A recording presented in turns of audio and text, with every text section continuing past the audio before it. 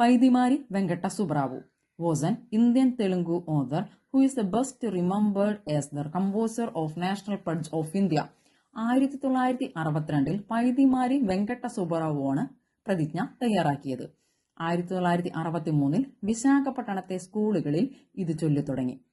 1964 ബാംഗ്ലൂരിൽ ചേർന്ന കേന്ദ്ര വിദ്യാഭ്യാസ ഉപദേശ സമിതി യോഗം അതിന്റെ അധ്യക്ഷനും കേന്ദ്ര വിദ്യാഭ്യാസ മന്ത്രിയുമായ എം.സി. ചഗ്ലയുടെ നിർദ്ദേശപ്രകാരം സ്കൂളുകളിൽ ഈ പ്രതിജ്ഞ കുട്ടികളെ കൊണ്ട് ചൊല്ലിപ്പിക്കുന്നതിന് തീരുമാനമെടുക്കുകയും തൊട്ടടുത്ത റിപ്പബ്ലിക് ദിനമായ 1965 ജനുവരി 26 ആ പതിവ് നിലവിൽ വരികയും ചെയ്തു.